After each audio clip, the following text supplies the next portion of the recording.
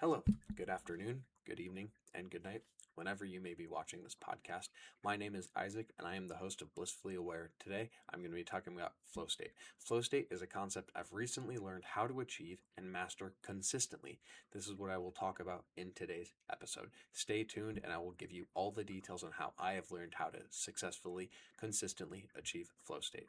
This podcast has two inspirations. One, David Byer, and two, a friend I had a close conversation with. David Byer, I've been following his videos for a little less than a month now, and it's completely shifted the way I think about the world, I think about life, and he's really inspired me. And then I had a conversation with an old close friend, and during this conversation, I was just telling him all the concept I had learned from David Byer and some other research I had been doing on my own, and I came to the realization that I had changed his life far for the better. And when I came to this conclusion, I realized it was my mission to change more people's lives for the better.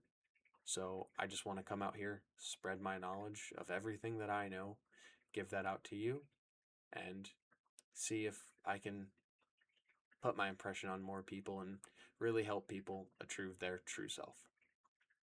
So, where does the concept flow state come from? It comes from the idea that what you're doing is genuinely natural. When you are able to achieve flow state, it's not like you're forcing yourself to do it. You're not hammering. You're doing it naturally. It doesn't feel too easy. It doesn't feel too hard. It feels just like perfect. It feels like almost as if nothing is able to stop you, like you're almost a machine, that nothing can get in your way. So, this concept of flow state is how you are able to just do things very naturally.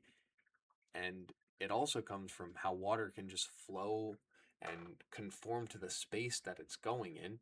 It doesn't have to force itself, it just fits right in any space, any container. It does not matter. Water is able to conform, and that's what flow state comes from. It really makes it easy. Now, why is flow state important? I will tell you, because it's one of the things that's been hardest for me to master on my self journey, my spiritual journey. And I think it's something that everyone should be able to learn how to master. And I'll give you a framework by the end of this episode. So, flow state is important as it allows you to unlock your full potential and make the most out of every situation. What do I mean by that? Well, when you are in flow state, you are able to genuinely hit the depths of what is inside of you. One quote that I really like from David Goggins is, most people are only operating under 30% of their true potential, their true ability. So when you're able to enter flow state and act in a much more natural, controlled, calm way, you're acting above that 30% threshold that most people are at. So you are able to unlock that. You are able to become your true self and become who you are destined to be. I believe there is greatness inside of everyone. Everyone has the ability to unlock this greatness, and everyone has trauma and hard things that they need to be able to overcome in order to unlock things like flow state and other topics I will talk about in other episodes. You need to be able to overcome the hardships and the hard things that have came into your life. And now I know it sounds like, it's so hard. Everything happens for a reason. Water will always get to the spot it is destined to go. The river starts somewhere, and the river ends up in the ocean usually. It's the same thing with you. You have a starting point, and then you have an ending point. Most people, when they compare themselves to someone who is at their endpoint when they're not currently at their endpoint. And one thing that I have recently come to the comparison for that too is I have just recently started running. I'm doing my first 5K in about 2 weeks. My 5K time is about 22:30 right now. Now, with me only being able to run a 5K, would I compare myself to someone who's been running for years and can run a marathon? No, that's asinine. That's completely idiotic. It would not make any sense for me to compare myself to someone who's been running for years. So why would you compare yourself to someone who has already unlocked their spiritual journey, already gotten to their, so-called endpoint? It doesn't make any sense to do that. So one thing you need to reframe your mind is you are maybe in the beginning, maybe in the middle of your journey, wherever you may be. You need to reframe your mind, and that will help you achieve flow state more. It'll help you get past your limiting beliefs. It'll help you achieve your flow state, and it'll help you get where you need to go. It'll help you do what you need to do in life. So what have I learned about flow state? Well, there's something called the challenge skill equilibrium, and it's something I talked about a little bit earlier, but I will, give you a little bit more information about it. So flow state occurs in this sweet spot where something is just difficult enough to challenge your current ability, but it's not too hard to make you enter a negative state of mind, but it's also not too easy to make you enter a different negative type of state of mind. And I'll give you an example of that. So if something feels too hard, you may feel stressed out, you may feel nervous, you may feel anxious. Those are all negative states of mind. But if it's too easy, you may think it's boring, or you may lose interest. Those are also negative states of mind. And this is something that a lot of people don't recognize, is that these are negative states of mind. They affect what you're doing. They affect your day-to-day life. And you need to change that. Another thing I've learned about flow state is having clear goals and feedback. The mind can require immediate direction to maintain its deep focus. You also need to be able to give yourself constant feedback. So when you're doing something, have a clear, concise goal in mind and give yourself feedback on that. So for example, I play guitar a lot. One thing that I can do with that is if I'm playing a song, see how well I'm playing the notes, see how fast I'm playing the notes, play it in a certain BPM, giving myself clear goals. And then if I don't play a note right or something like that, why did I not play that right? Strum it out again. It's the same thing with doing anything. Give yourself feedback, but also give yourself clear, concise goals so you're not losing your train of thought. Downregulation of the brain. So the brain reduces your activity during things that it is normal to do, like driving, like walking, like breathing, like sipping on water. Things like that, your brain is reducing its activity because that's its normal state. So doing something like that when you're trying to focus on something can actually lead to self-criticism if you notice your mind wandering or whatever it may be. So what we need to be able to do is, one thing I do is I have a meditative breathing technique. I do a little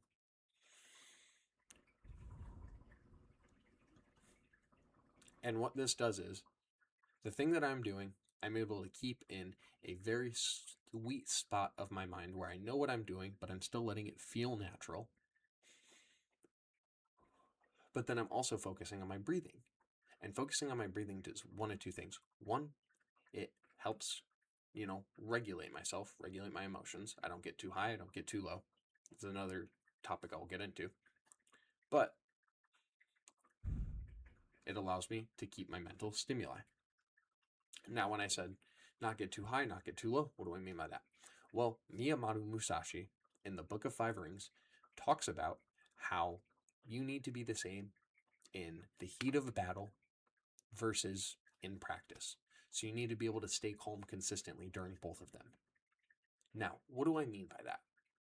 Well, when you are practicing, you need to practice at a certain intensity where, yes, you are working hard and doing that, but you're doing it in a way, in a flowy way, where you are also not overworking yourself, and you need to be able to do that same thing at the highest intensity. Let me give you an example. If you are practicing, let's say you play basketball, you should be practicing like you are playing in the NBA Finals, but you still need to remain calm. You still need to keep your composure because you don't want to increase your cortisol. You don't want to increase everything. You want to keep your level the same. So that way, when you have more stressful situations, you're able to keep your calm, keep your composure, enter flow state, even in the most dire straight circumstances. One other thing is there is a neurochemical cocktail. Psychology and neuroscience agree that the flow state triggers neurotransmitters. It in it triggers dopamine to help you focus. Your endorphins get released for energy, and your anandine for a relaxed sense of well-being. That's why I talk about breathing as well, because it really helps with your endorphins, it helps with your anandamine, and it helps with the dopamine. It helps keep everything regulated in a certain way where you're still able to perform at the highest level, but also stay calm. Now, how do we achieve flow state? Being able to achieve flow state means you do things in a relaxed way. Now, it doesn't mean you're doing it relaxing. It's not like you're just sitting back in your chair and not doing anything. But what you are doing is you are not overworking yourself. So it allows you to operate under your best circumstances. Let me talk about something else. There's something that David Byer mentions a lot. Desire plus non-resistance equals your desired result. Now, non-resistance was something that I struggled with understanding for a very, very long time. But I understand it much better now. Non-resistance is not letting anything get in your way. If you are overworking yourself, you have a limiting belief that you are not able to do something, so you are trying too hard to do it. So, what do you need to do? You need to take steps back when you are doing something. Now, one thing I noticed that I did was the other day I was playing basketball and I was trying very, very hard to work on a move I was working on. But then I remembered stuff I had just recently learned about and related it to flow state. I took a step back,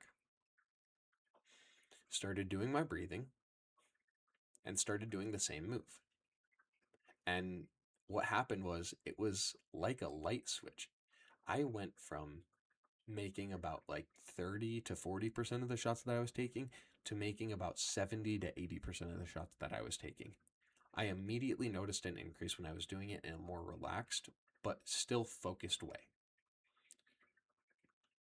So let me give you a few tips, and I want to give you a few more examples. So examples of people achieving flow state.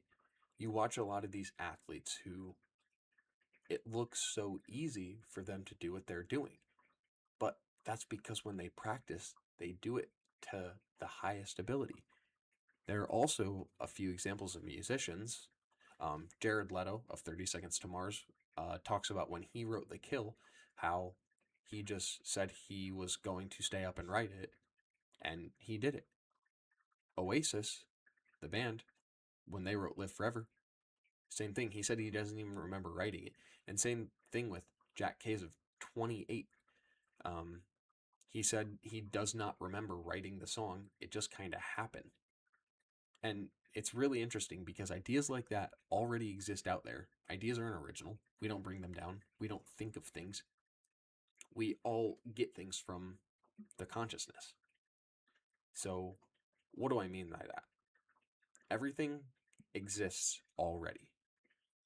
And it's our job to bring these things down, to bring these ideas forward. And one thing that I've also really learned that really helps is you are most receptive to things when you are in a more tired state of mind. When you're winding down for the night, that's when you are the most receptive to good ideas. And this is why meditating before bed can be one of the most powerful things you can do, and it can help you achieve flow state more. Because one thing that can also really affect flow state is not being in a relaxed state of mind and also having limiting beliefs. Because when you have beliefs in your head that are affecting you,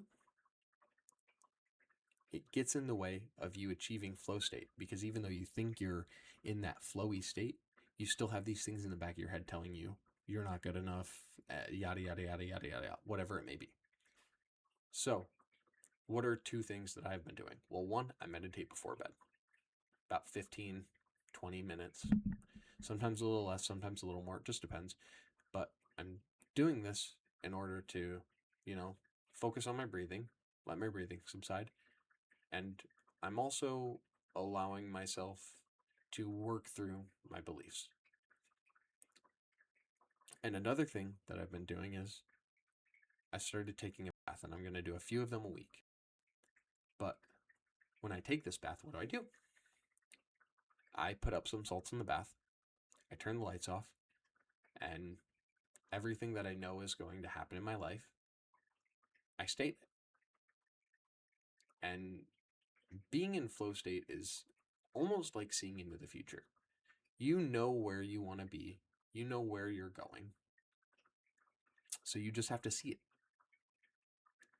And if you were able to see yourself 1 year, 5 year, 10 years in the future, and you knew you were certain to do something, would you do anything different? If you're doing bad things, maybe you would change something up slightly. But would you do anything different, or would you know, I'm going to get there, I don't need to worry about it? You know you're going to get there, you don't need to worry about it.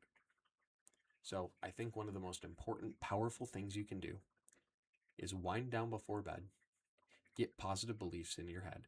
And I've also been doing nighttime meditations. There's a lot of great ones out there.